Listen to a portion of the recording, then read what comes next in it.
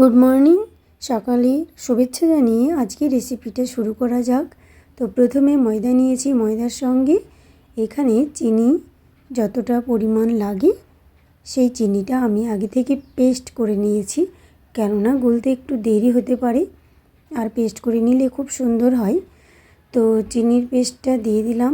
তারপরে এখানে ওই যে একটা ডিম ফেটিয়ে রেখেছিলাম সেটাও এর মধ্যে দিয়ে এবার ভালোভাবে এটাকে নাড়িয়ে নিয়ে এর সঙ্গে আরও কিছু দিতে হবে, যেগুলো হলো খাবার সোডা, বেকিং পাউডার আর সঙ্গে স্বাদমতো লবণ।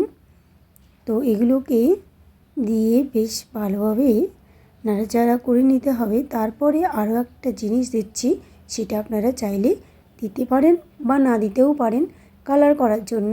এখানে আমি কোকো পাউডার দিয়েছি, আপনারা চাইলে অন্য কোনো ফ্লেভার দিয়ে বানিয়ে নিতে পারেন। তো দেওয়ার পরে ওখানে ওই যে দুটো ডিম দিলাম আরও, তো ওখানে একটা ছিল, তারপরে আরও দুটো ডিম দিলাম। তো দিয়ে এখানে কিন্তু তেল সাদা তেল বা ঘি অবশ্যই দিতে হবে। তার সঙ্গে এবার অল্প অল্প করে দুধ দিয়ে, দুধটাকে অবশ্য খুব ঠান্ডা হলে হবে না, মিডিয়াম গরম হতে হবে। তো এগুলোকে দিয়ে ব্যাটারটাকে ভালোভাবে তৈরি করে নিতে হবে।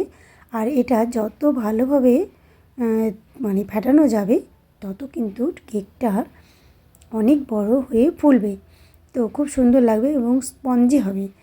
তো ওইভাবে অনবরত নাড়তে হবে। তো নাড়ার পরে দেখতে হবে সব কিছু মিশে গেছে।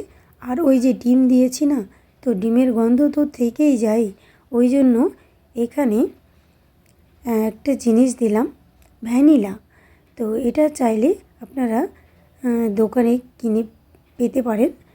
তো এই ভ্যানিলাটা আমি এখানে 1 চামচ মতো দিলাম, বা 5 ml থেকে একটু কম। তো দিলাম, দেওয়ার পরে এটাকে ভালোভাবে হাতে করে তো নিলাম, মানে মেখে নিলাম। তারপরে একটু গ্রাইন্ডার দিয়ে ভালোভাবে মেখে নিচ্ছি, কেননা এটা যত ভালোভাবে ফেটানো যাবে, আগেও বলেছি, তত কিন্তু কেকটা অসাধারণ হবে। আর এইভাবে বাড়িতে চটপট আপনারা কেক বানিয়ে খেতে পারেন, খুব সুন্দর লাগবে এবং সবাই মিলে খেতে পারেন।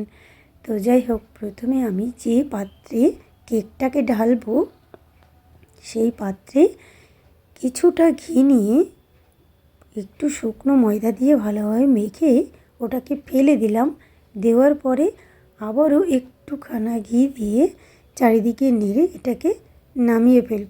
দেওয়ার সময় কিন্তু ভালোভাবে দিতে হবে যাতে হাওয়াটা ভিতরে না থাকে।